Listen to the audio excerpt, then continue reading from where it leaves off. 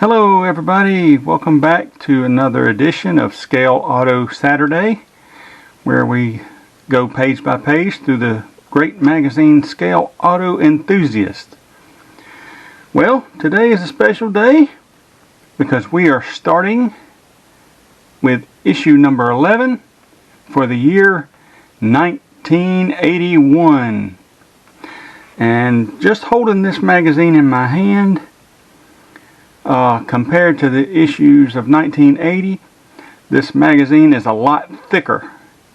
It has a new section in it, model truck lines, and so that is pretty cool. So a lot of times we talk about things in Scale Auto involving auto, but there are a lot of builders out there who do nothing but big rig trucks, or say 80 to 90% do big rig trucks. So yeah, they'll enjoy this. So without further ado, let's get cracking. And of course, we've got our entry stuff here, and we've got the scale mail. Nothing's really changed for that,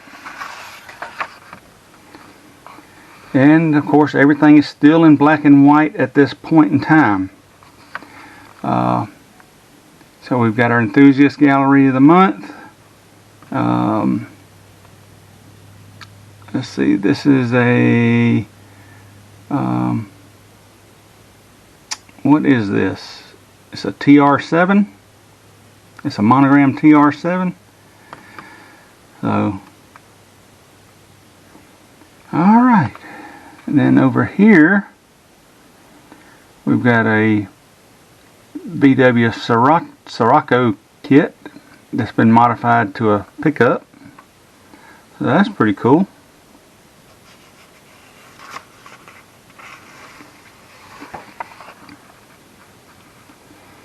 And of course we got the model doctor with all the questions and answers. And like I said, I'm not going to go into all that. So now here's something interesting. The heavy metal realistic chrome finish for model cars. We are talking, of course, about bare metal foil. Now, back in 1981, a price for a 6x11 sheet was $3. I'm thinking it's what, about 7 something now? So, alright.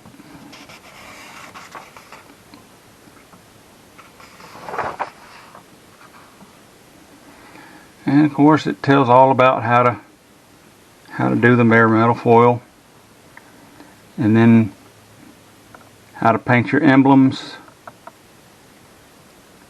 on here. So that's pretty cool. And like I've said in the past, if you see something that you like that catches your attention and you want more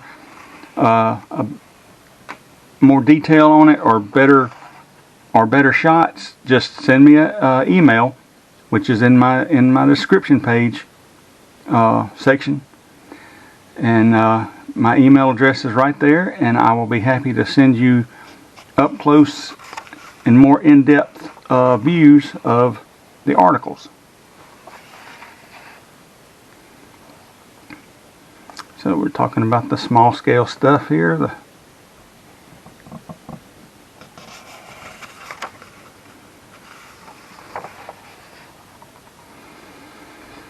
And Mr. Bill Coulter, he's going to be building a detailed version of Jim Cushman's Duster there, a little dirt racer, or I'm not sure, that might have been a pavement racer.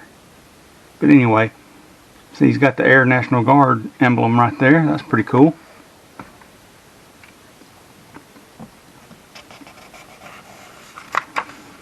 And so we all know that Mr. Coulter here, he was a huge contributor to this magazine for many years. And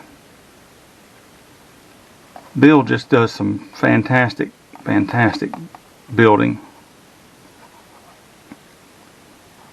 So, and for his decals, he's not really using decals. He's using vinyl tape instead of paint to make the two-tone paint schemes. So, yeah, all that's vinyl tape.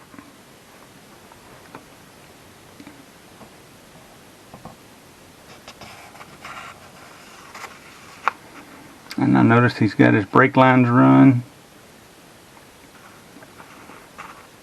He's got the full wiring, which back then that was pretty awesome.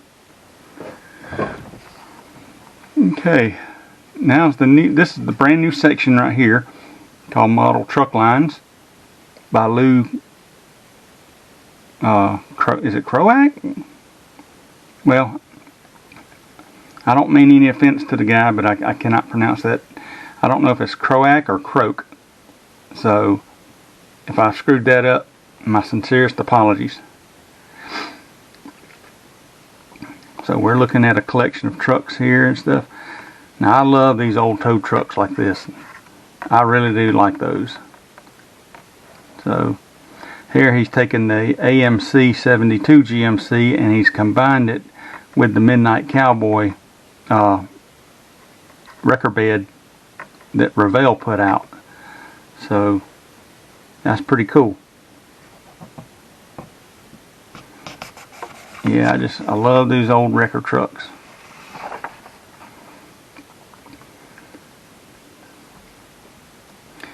And we got the Truckers Gallery where readers submit their builds. Now that's a pretty cool salt truck right there. Now down here in South Carolina we don't see very many salt trucks. Yeah, I mean it has to get really cold and icy before we see anything. But our trucks look nothing like this. So this is probably for most of you guys up north who could appreciate those. So anyway, then we got one here with the outriggers. Did a good job on those outriggers. And a bus. Who doesn't love a good bus? So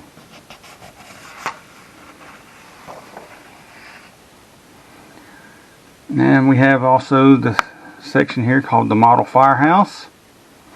Basically talking about what's new in the realm of fire truck models and die-cast stuff and you name it, anything fire related.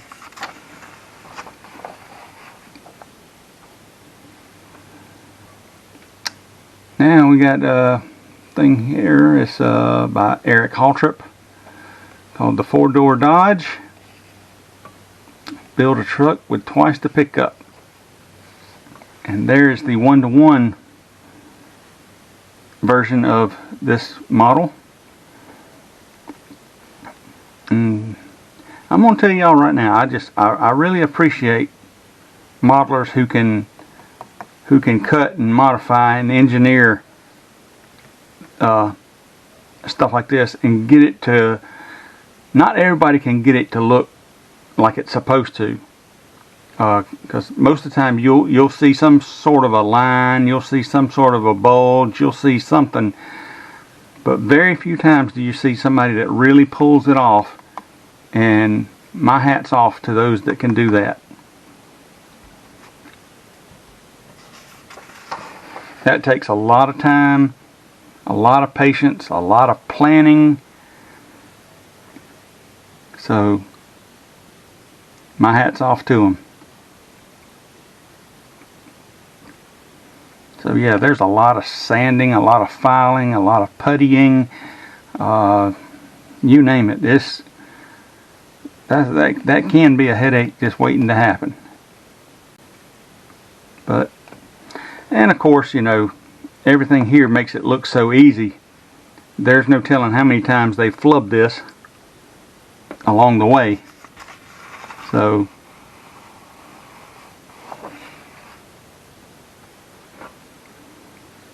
okay,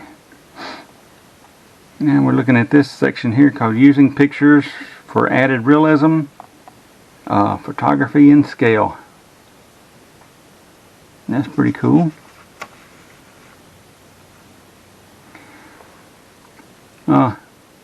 And right there on the dash of that A&P truck, they've printed up little miniature versions of Scale Auto Enthusiast magazine.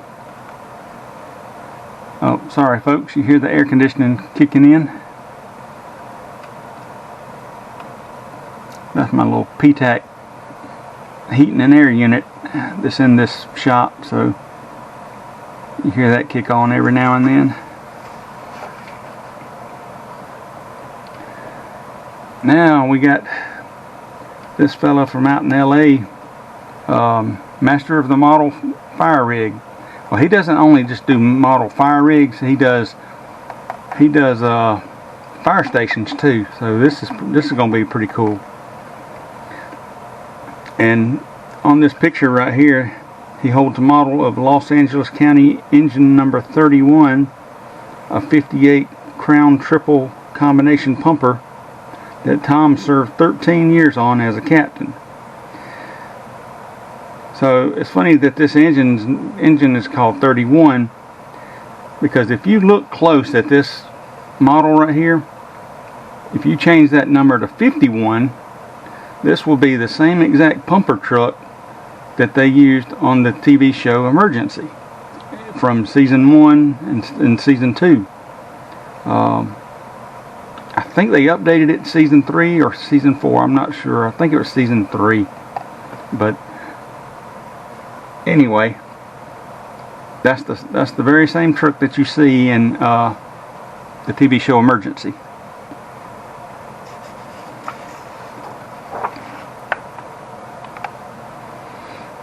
And right here he displays this model truck with all the doors and stuff open, and it's actually got all the equipment inside. That's pretty cool right there. Now I don't know if you can see this or not, but this right here, he has built fire stations. He's got 1, 2, 3, 4, 5 fire stations on this shelf unit right here. And then he's got the old classics here, which I think old Matt Inman would enjoy doing one of these, because he really likes those early model vehicles.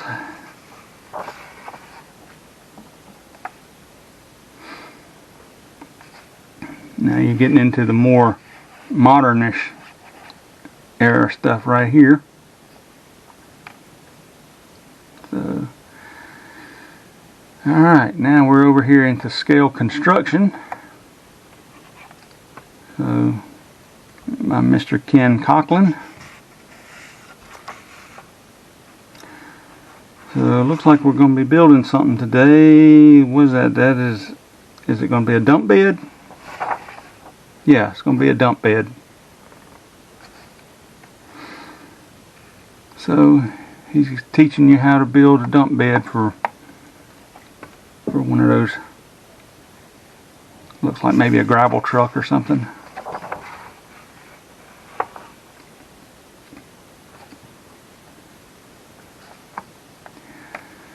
Straits Area Antique Show by Eric Hartlip.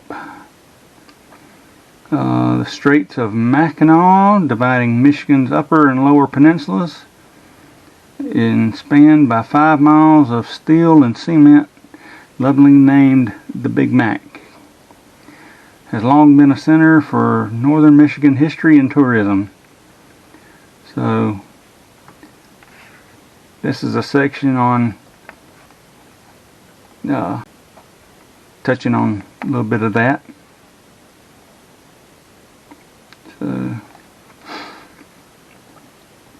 now Mr. Tim Boyd here, he's covering mini auto restoration, and he's talking about disassembly and how he would strip the paint using, well, back then it was Dow oven cleaner, and this is a product I still use today, but I use Easy Off oven cleaner whenever I do stripping paint. Now they say super clean. They say super clean is much better than Purple Power, and I would probably tend to agree, because I've got brand new batches of Purple Power over here, and it has not even phased some of the paint that I've stuck it in. So, but still, my all-time favorite, my main go-to, is the Easy Off oven cleaner. Now, don't just use the Walmart kind. Spend an extra buck or buck and a half and get the good kind. There is a difference. I've used both, and there is a difference. So, and what I do, I get a heavy industrial Ziploc bag, and I put all my parts in a heavy industrial Ziploc bag, and then I spray my stripper in there, and then I just seal the bag up and give it a couple of shakes and let it get coated real good, and then I'll just hang it up and just let it soak there for a while, and I'll probably come back the next day, give it another good shake.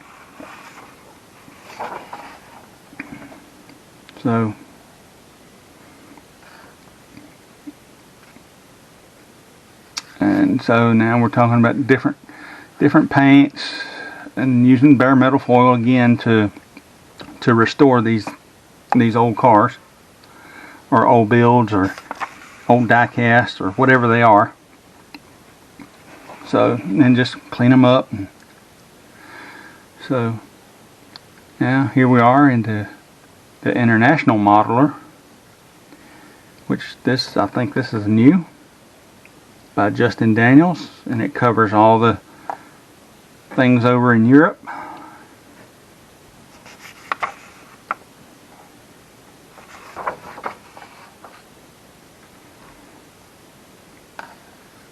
And we're looking at the fastest Fords of all, part 3.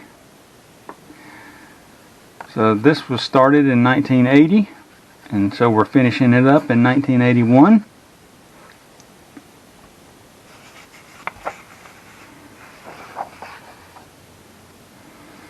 And then there's Mr. Phil Jensen. He's a big contributor to this magazine, and also an excellent builder. And he's touching on the classics. And it looks like that's a Tester's. That is a Tester's model right there. It's the 540K. So, okay.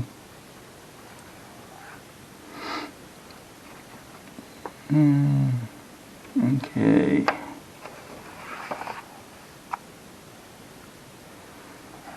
And he just goes all through this. So that's pretty cool. Alright. And right here we have a Bobby Allison Matador, done by AMT, written by Phil Hall. It looks like a dirt racer, or the old pavement racer. So for that's a 1971 American Motors. So the AMC Matador. Yeah. So there's plenty of reference photos. So this is all about his racing career with this car.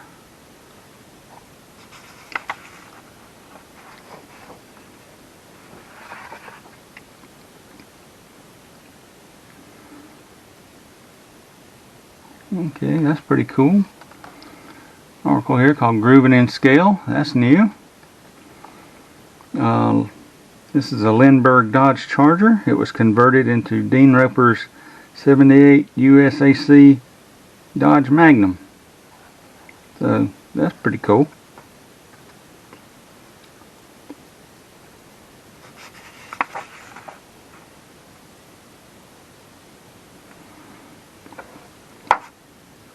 Okay, we've got an IMC 66 Chevrolet. Was modified with a Monza front end to resemble Dale Earnhardt's 77 Olds Cutlass. And that was pretty cool. That's awesome right there. Couple of NASCAR builds here. Bobby Allison's Thunderbird. That's in 1/32 scale. And we got the 69 Torino by Dick Trickle. It's also in 1/32 scale.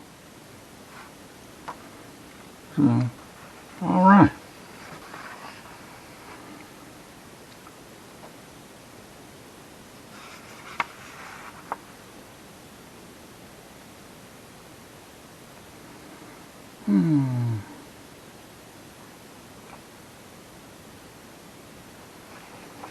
Alrighty.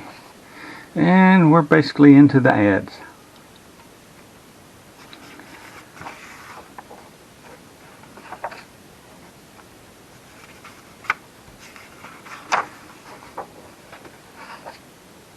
Alright, and then of course you could order your back issues, and then they got the Herb Jackson presents the 18th Collector's Toy Fair. So that's all pretty cool. And folks, that is going to do it for the January-February edition of 1981. A new year, new magazine, and it's a lot thicker. That is a beefy magazine. So you really got your money's worth right there, folks. And it only costs $2.25 compared to today's prices. So, well folks, I hope y'all enjoyed that. I enjoyed sharing it with you. And so next week we're going to go into the March and April edition of 1981. So y'all take care, and I'm not sure if we'll do a show next week or not, because next weekend I have a show in Simpsonville. I may try to put it out Friday, or it may be Sunday before we get to that. So just bear with me, because yeah, next week is the Simpsonville SCMA show, and I'll be heavily involved with that. And so I help set it up, and then I help I don't help set it up as far as like running it. I help set everything up and get the vendors. I help the vendors set up. If anybody needs anything, then that's what I help them do. So alright folks, till next week, I'm out of here. Peace. Take care. Love you.